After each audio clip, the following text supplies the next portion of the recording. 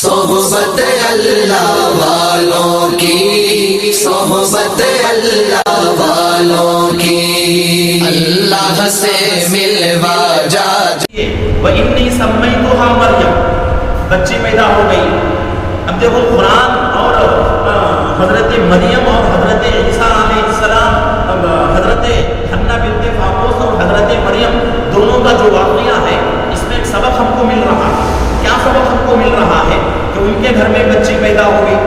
بچی پیدا ہونے کے بعد والدین کے لیے، والدین کے اوپر ضروری ہے کہ بچہ یا بچی پیدا ہو جائے تو فوراً اچھا سا اچھا نام بچے کے لیے، بچے کے لیے تجویز کر دے، اچھا نام رکھ دے۔ بچے، والدین کے اوپر بچے کا سب سے پہلا حق ہے۔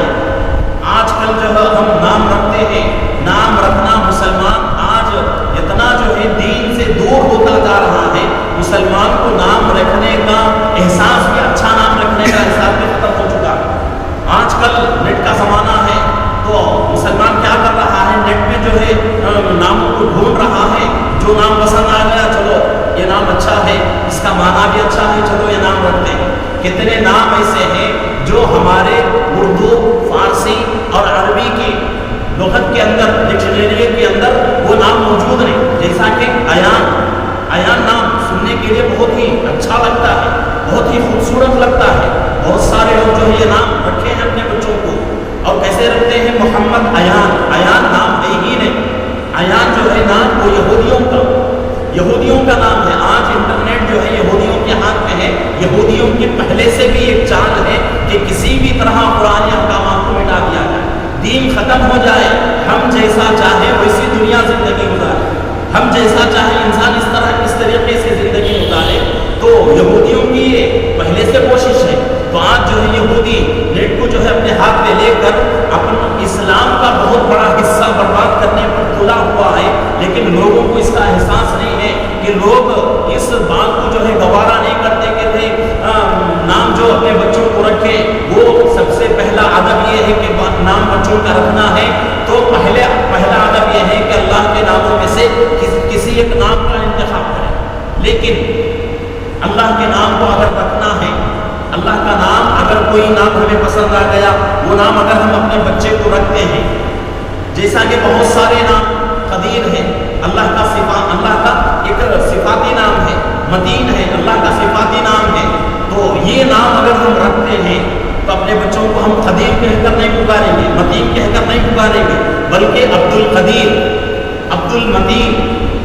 قدیر اللہ کا نام، عبد لگائیں گے تو قدیر کا بندہ، متین اللہ کا نام، عبد لگائیں گے تو کیا ہو جائے گا؟ متین کا بندہ۔ تو اس طریقے سے جو ہے اللہ کا اگر نام رکھنا ہے تو اس کا ادب یہ ہے کہ اللہ کے نام سے پہلے عبد ضرور لگا کر اپنے بچے کا نام رکھنا ہے، اور جب پکارے تو عبد کہہ کر باقی کا نام پکارنا ضروری ہے۔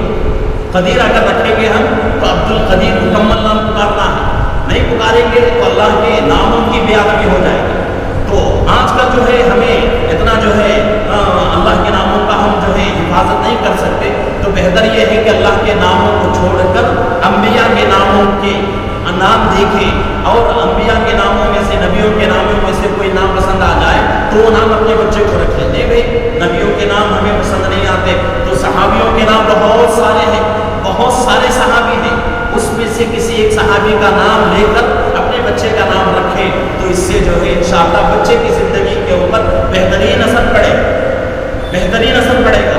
اور ہمارے استاد محترم حضرت مفتی سید احمد صاحب پالنپوری رحمۃ اللہ علیہ فرماتے ہیں کہ صحابہ کے نام رکھنے کا بھی ایک طریقہ یہ ہے کہ ان صحابہ کا نام رکھے جن کا نام اللہ کے نبی صلی اللہ علیہ وسلم نے اسلام لانے کے بعد بدل دیا، وہ نام رکھے، یا جن کی پیدائش ایمان کی حالت میں ہوئی ہو ان کا جو نام ہے وہ نام رکھے۔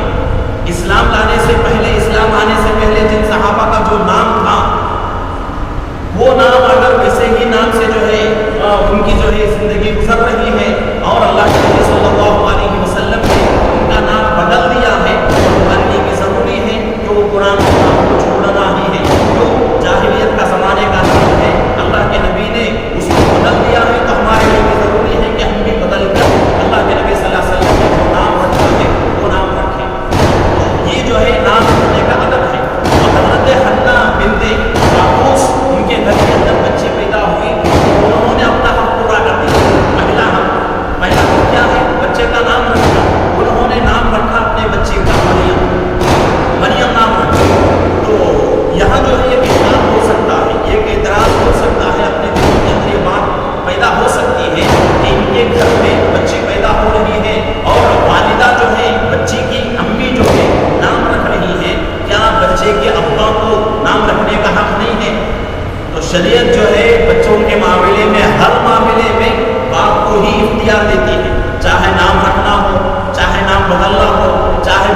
کی شادیوں کا معاملہ ہو، چاہے تعلیم کا معاملہ ہو، کوئی بھی چھوٹا معاملہ بڑا معاملہ، ہر معاملہ باپ سے تعلق رکھتا ہے۔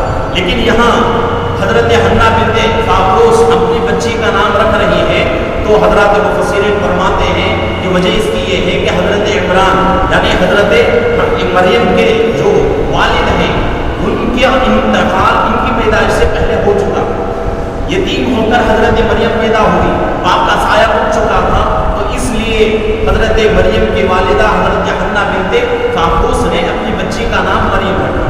اب مریم کا معنی کیا ہے؟ مریم کا معنی کیا ہے؟ دو معنی آتے ہیں، ایک معنی عابدہ یعنی عبادت کرنے والی، اور ایک معنی خادمہ خدمت کرنے والی۔ تو مریم انہوں نے نام رکھا اس وجہ سے رکھا کہ میری بچی اللہ کے دین کے لیے وقف ہے، میری بچی اللہ کے دین کے لیے وقف ہے، میں نے نظر مان لیا ہے، تو اس لیے انہوں نے اپنی بچی کا نام بھی ویسا ہی رکھا، مریم۔ تو اس کے بعد جو ہے ان کا نام وَإِنِّي سَمَّيْتُهَا مَرْيَمَ، انہوں نے اپنے بچے کا نام مریم رکھا۔ وَإِنِّي أُعِيذُهَا بِكَ، مریم رکھ کر اللہ سے دعا کر رہی ہے، یہ ہمارے لیے ایک نمونہ ہے اور ہمارے لیے ایک عبرت ہے، ان چیزوں کو ہم اپنی زندگی میں لانے کی کوشش کریں۔ کیا دعا کر رہی ہے؟ وَإِنِّي أُعِيذُهَا بِكَ وَذُرِّيَّتَهَا مِنَ الشَّيْطَانِ الرَّجِيمِ، اے اللہ میں اپنی بچی اور اس کے بچوں کو تیری حفاظت میں دے رہی ہوں شیطان مردود سے، پناہ مانگتی ہوں کہ شیطان مردود میری بچی کو اس کے بچوں کو جو ہے بہکائے نہ، میرے بچوں کو جو ہے شیطان تکلیف نہ دے۔ تو حدیث پاک میں بات آتی ہے، یہاں جو ہے ہمیں یہ بات معلوم ہو رہی ہے، کیا حضرت حنا بنت قابوس ان کے گھر میں بچی پیدا ہوئی حضرت مریم، تو ان کی والدہ یعنی حضرت حنا بنت قابوس اب حضرت مریم اور ان کے بچوں کے لیے دعا کر رہی ہے اللہ سے کہ اللہ میرے بچوں کو شیطان سے حفاظت کرنا، شیطان مردود سے میرے بچوں کی حفاظت کرنا۔ تو یہ ان کی دعا قبول ہو گئی اللہ کے دربار میں، اللہ کے دربار میں دعا قبول ہو گئی۔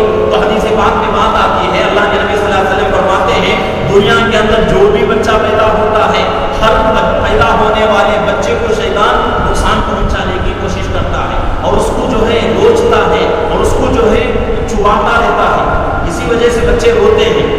تو لیکن حدیث میں بات آتی ہے کہ دنیا میں پیدا ہونے والے تمام بچوں کے اوپر شیطان کا یہ عمل مکمل ہو گیا، لیکن حضرت مریم اور حضرت عیسیٰ علیہ السلام کے اوپر شیطان قابو نہیں پا سکا، ان دونوں کی اللہ نے حفاظت فرمائی شیطان مردود سے۔ یہ کس وجہ سے ہوا؟ ان کی والدہ کی دعا کی برکت سے۔ تو ہمارے لیے ضروری ہے کہ ہم ہر حال میں اپنے بچوں کے لیے دعائیں کریں۔ آج ہمارے بچے کچھ جو ہے شریر ہو جائیں، شرارت کرنے لگے، تو ہمارے گھروں کا حال کیا ہے؟ ہم کیا کرتے ہیں بچوں کے ساتھ کہ بچوں کے لیے ہم جو ہے بددعائیں دیتے ہیں اور بچوں کو ہم جو ہے مارتے ہیں، پیٹتے ہیں، حالانکہ مارنا شریعت کے اندر جائز ہے، لیکن کتنے گھر ایسے ہیں جن گھروں میں 7 سال سے پہلے کے بچوں کو جو ہے مارا جاتا ہے۔ اللہ کے نبی صلی اللہ علیہ وسلم حدیث میں فرماتے ہیں کہ تمہاری بچی کی عمر 7 سال ہو جائے تو اس کو نماز کی عادت ڈالو۔ نماز کے بارے میں اللہ کے نبی صلی اللہ علیہ وسلم فرماتے ہیں کہ 7 سال کی عمر کے بعد نماز کی عادت ڈالو۔ 10 سال کا ہو جائے نماز نہ پڑھے تو اس کے بعد مارنے کا حکم ہے۔ لیکن آج جو ہے 2 سال کے بچے، 3 سال کے بچے، 4 سال کے بچے بہت جو ہے معصوم رہتے ہیں۔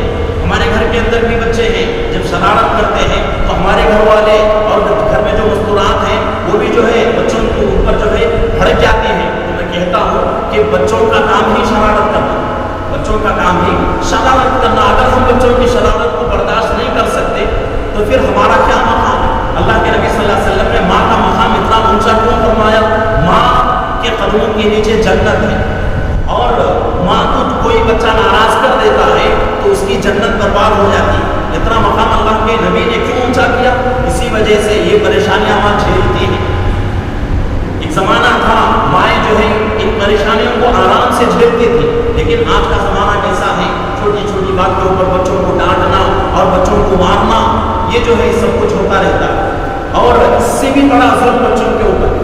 میں تو اس کو جو ہے ظلم بھی کہتا ہوں کہ بچوں کی عمر 5 سال ہوتی ہے، فوراً بچوں کو لے کے جا کے جو ہے اسکول میں ڈال دیتے ہیں، اسکول میں ڈال دیتے ہیں۔ 5 سال کا بچہ اسکول میں جائے گا تو اس کے دماغ کے اوپر کتنا بوجھ پڑے گا۔ 7 سال کے بعد نماز کا حکم دیا گیا شریعت کے اندر۔ ہمارے اکابر فرماتے ہیں کہ جس گھر کے بچے، جس ہے اس سے پہلے جن گھر والے اپنے بچوں کو اتنی چھوٹی عمر میں اسکول میں ڈال دیتے ہیں تو کسی بھی حال میں وہ بچہ جو ہے بڑا ہو کر اپنے والدین کی فرمانبرداری میں زندگی نہیں گزارتا. کیوں؟ وجہ اس کی یہ ہے کہ وہ عمر جو بچے کی ہے 5 سال کی، 4 سال کی، 6 سال کی، کھانے پینے کی عمر، کھیلنے کودنے کی عمر، اس عمر میں ہم بچے کو کیا کرتے ہیں؟ قید کر دیتے ہیں. وہ بچے کو ہم کیا کر دیتے ہیں؟ مجبور کر دیتے ہیں. مجبور کر کے اس کو جو ہے روتا رہتا ہے بچہ، چیختا رہتا ہے، پھر بھی جو ہے ہم رحم نہیں کرتے، اس کو لے جا کے اسکول میں ڈال دیتے ہیں. تو پھر ہمارے بچے ہمارے خدمت کیوں کریں؟ ہمارے بچوں کے دلوں کے اندر ہماری محبت کیسے آئے گی؟ اب جو ہے اس بات کے اوپر ایک اشکال ہوتا ہے کہ مفتی صاحب اگر 7 سال کے بعد اگر بچوں کو اسکول میں ڈالا جائے تو بچے کب پڑھیں گے؟ کب جو ہے ان کی تربیت ہوگی؟ تو اس کا جواب سادہ سیدھا جواب یہی ہے کہ اللہ کے نبی صلی اللہ علیہ وسلم نے 7 سال کی عمر تک نماز کا حکم نہیں فرمایا. کیوں نہیں فرمایا؟ وجہ اس کی یہ ہے کہ بچہ 7 سال اپنے گھر میں رہ کر اپنے والد کو، اپنی والدہ کو دیکھ کر 7 سال تک اس کی تربیت ہو جائے. اس وجہ سے آج ہم کیا کرتے ہیں، ہمارے دلوں کے اندر یہی بات رہتی ہے کہ ہمارے بچے اگر اسکول میں نہیں بھیجیں گے تو وہاں ان کی جو ہے بچے خراب ہو جائیں گے، تربیت نہیں ہو سکتی. اور مسجد میں بیٹھا ہوں، اللہ کا کلام میرے سامنے ہے، دنیا کا کوئی اسکول بچے کو تربیت نہیں دے سکتا. دنیا کا کوئی اسکول، کوئی کالج ایسا نہیں ہے دنیا کا کہ بچے کو انسان بنا سکے. صرف وہاں ایک فن دیا جاتا ہے، ایک فن دیا جاتا ہے، بچے کو انسان نہیں بنایا جاتا. انسان کہاں بنتا ہے بچہ؟ 7 سال سے پہلے اس کی تربیت ہو جائے گھر کے اندر، ماں باپ کی نگاہوں میں، ماں باپ کی نظروں میں، ماں باپ کی نگرانی میں، تب جا کر وہ بچہ انسان بنے. ہم جو ہے اس کی تربیت نہیں کرتے، ہم جو ہے خود اپنے بچوں کا حقوق پورا نہیں کرتے، ان کے ساتھ وقت نہیں دیتے. اب اگر خالی وقت ہمارے پاس ہے پھر بھی ہم کیا کرتے ہیں؟ ہمارا عمل کیا ہے؟ آج کل جو نظام چلا ہوا ہے گھروں کا اتنا برباد ہو رہا ہے کہ موبائل ہر آدمی کے پاس، اور ہر آدمی کی دنیا الگ الگ. گھر میں 10 لوگ اگر گھر میں ہوں تو 10 لوگوں کی دنیا الگ الگ ہے. ہر آدمی آتا ہے گھر میں، آ کر فوراً اپنے کپڑے بدلتا ہے، بدل کر جو ہے ہر آدمی اپنے موبائل میں گھسا ہوا. بچے جو ہے شرارت کر رہے ہیں، بچے جو ہے ادھر ادھر جا رہے ہیں، اور بچے جو ہے بچہ اپنے بچپن سے دیکھ رہا ہے کہ میرے ماں باپ میری نگرانی نہیں کر رہے ہیں، میرے ماں باپ میرے اوپر توجہ نہیں دے رہے ہیں، تو بس اس کی دل سے بھی محبت ختم ہو جائے گی ماں باپ کی. تو ضروری ہے کہ یہ جو ہے قرآن سے ہم کو سبق لینا ہے. حضرت مریم، حضرت حنا بنت فاقوس، ان کے گھر میں بچی پیدا ہوئی تو فوراً ان کا نام رکھا، اچھا نام رکھا. یہ ہمارے لیے ضروری ہے کہ ہم بھی جو ہے اپنے بچوں کا نام اچھا رکھیں. اچھا رکھنے کا مطلب کیا ہے؟ ایسا نام کا تجویز کریں، ایسے نام کا انتخاب کریں جو نام قرآن حدیث سے ثابت ہو.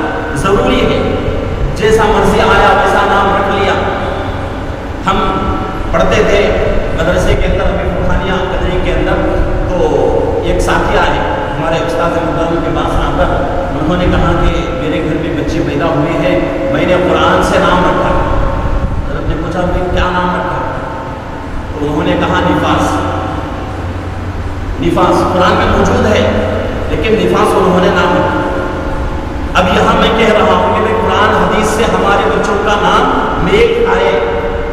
ایسا بھی نہیں کہ قرآن اٹھائیں، جو جس لفظ کے اوپر ہماری نگاہ پڑ جائے وہی نام بچے کا رکھیں، یہ بھی حق نہیں ہے بچے کا. نفاس کس کو کہتے ہیں؟ بچے کی پیدائش کے بعد جو گندا خون نکلتا ہے اس کو نفاس کہا جاتا ہے. اگر وہ نام بچے کو رکھ دیا جائے، بچے کا رکھ دیا جائے تو اس کے اوپر اچھے اثرات کیسے آئے؟ تو اس لیے نام رکھنے کے لیے ضروری ہے کہ آپ کسی عالم کی طرف، عالم سے رابطہ کریں. ضروری ہے، ایسا نہیں کہ ہم جو ہے اپنے بچے کا نام رکھنے کے لیے کسی دوسرے عالم کے پاس کیوں جائیں گے. اس طرح کا اگر خیال پیدا ہو گیا تو خدا نہ خاصہ اللہ نہ کرے کہ ہم نے اپنے بچے کا نام غلط رکھ دیا تو اس کا اثر اس کی زندگی پہ غلط ہی پڑے. تو یہ سب ہمارے کرتوت، ہماری جو ہے گناہوں کی سزا ہے. تو اس لیے جو ہے بہت ہی احتیاط سے کام لینے کی ضرورت ہے. آگے فرمایا جا رہا ہے دعا کا ایک عمل ہے کہ حضرت حنا بنت فاقوس کے گھر میں بچی پیدا ہوئی، وہ اپنے بچی کے لیے دعا کر رہی ہے کہ اے اللہ میں اپنی بچی کو اور اس کے بچوں کو تیری پناہ میں دیتی ہوں شیطان مردود سے. تو اگر آج ہم اپنے بچوں بچوں کے لیے دعائیں کرتے رہیں گے اور ان کی صحیح تربیت کرتے رہیں گے تو انشاءاللہ بڑے ہونے کے بعد ہمارے بچے کسی بھی حال میں ہماری بات کا انکار کر ہی نہیں سکتے۔ چیلنج ہے اور پورے دعوے کے ساتھ میں کہہ رہا ہوں کہ اسلامی طریقے کے مطابق ہم نے اپنے بچوں کی پرورش کی۔ ہمارے گھر کے اندر، میرے گھر کے اندر بچے 5 سال اس کی عمر ہے، 2 سال سے میرے گھر کے اندر جو ہے نظر ہے کہ کسی بھی طریقے سے بچے کو جو ہے اسکول میں ڈالو۔ میں نے کہا 7 سال سے پہلے انشاءاللہ اسکول میں نہیں ڈالو، جتنی تربیت کرنا ہے گھر میں کرو بچے کو، ضروری ہے۔ قرآن ہمارے سامنے ہے اور قرآن کے احکامات کو چھوڑ کر، قرآن کے طریقوں کو چھوڑ کر انگریزوں کے طریقوں کے اوپر جائیں گے تو کامیابی کیسے ملے گی؟ ہم سچے پکے مسلمان کیسے بنیں گے؟ اس لیے ضروری ہے اپنے بچوں کا خاص خیال رکھیں۔ اور 7 سال، اور یہ بات میں کیوں کہہ رہا ہوں، قرآن حدیث سے ثابت ہے، اللہ کے نبی صلی اللہ علیہ وسلم نے حکم دیا ہے۔ اور یہ بھی مطلب نہیں کہ بھئی 7 سال تک بچوں کو چھوڑ دیا جائے، جو کر رہے ہیں اس کے اوپر جو ہے آنکھ بند کر لیں، یہ بھی مطلب نہیں، بلکہ ابھی میں نے کہا کہ نماز کا حکم 7 سال تک کیوں نہیں دیا گیا؟ وجہ اس کی یہ ہے کہ 7 سال تک بچہ اپنے ماں باپ کی نگرانی میں رہے، بچہ اپنے ماں باپ کے اعمال کو دیکھے، اپنے ماں باپ کی نمازوں کو دیکھے، اور اس کا ذہن جو ہے اس بات کو قبول کر لے کہ میرے والدین دن میں رات میں 5 دفعے مصلی بچھا کر اللہ کے سامنے پڑھتے ہیں، یہ ضروری ہے۔ میں نے جب سے آنکھ کھولا ہے 7 سال کی عمر تک یہی دیکھا ہے، تو جب میرے والدین کر رہے ہیں تو میرے لیے بھی ضروری ہے۔ تو یہ بات جو ہے بچے کے دل کے اندر بچپن سے ہی آنا ضروری ہے۔ بڑے ہونے کے بعد ہم یہ سوچتے ہیں کہ بچہ ابھی بھائی چھوٹا بچہ ہے، اس کو کیوں تکلیف دے، اس کو کیوں جو ہے پریشان کرے۔ بہت سارے لوگوں کی یہی شکایت ہے کہ بچہ جو ہے رات میں سوتا ہے دیر سے، صبح جو ہے نماز کے لیے اٹھائیں گے تو بچے کی صحت خراب ہو جائے گی، بچے کی نیند جو ہے بچے کی نیند میں خلل ہو جائے گا، بچے کی صحت جو ہے خراب ہو جائے گی۔ ارے کیوں، ضرورت ہی کیا ہے رات میں دیر تک جاگنے کی؟ اللہ کے نبی صلی اللہ علیہ وسلم کا طریقہ کیا ہے؟ رات میں عشاء کی نماز کے بعد جتنا جلدی ہو سکے سو جائے، اور اپنی صحت کو برقرار رکھنا ہے تو حدیث کے مطابق تہجد میں اٹھنا ضروری ہے۔ تہجد میں اٹھیں گے، اللہ کے نبی صلی اللہ علیہ وسلم فرماتے ہیں جو مسلمان تہجد پڑھنے کا عادی بنے گا، اللہ رب العزت 2 چیزیں دیں گے اسے۔ یہ ایک دنیا کی آفتوں سے بچائیں گے، دنیا کی پریشانیوں سے بچائیں گے، اور بیماریوں سے بھی اللہ بچائے گا۔ تو صبح صبح اٹھنے کا فائدہ کیا ہے؟ صحت اچھی رہے گی ہماری۔ تو ہم آج جس طرح عمل کر رہے ہیں یہ پورا اسلامی طریقے کے مخالف ہے، اس کو بدلنے کی ضرورت ہے۔ جب تک ہم نہیں بدلیں گے تو ہماری صحت بھی اچھی نہیں ہو سکتی، بیماریوں سے ہم جو ہے بیماریوں سے ہماری زندگی جو ہے نجات نہیں پا سکتی، اور پریشانیوں سے بھی ہماری زندگی نجات نہیں پا سکتی۔ تو اس لیے ضروری ہے کہ ہم جو ہے اسلامی طریقے کے مطابق زندگی گزاریں۔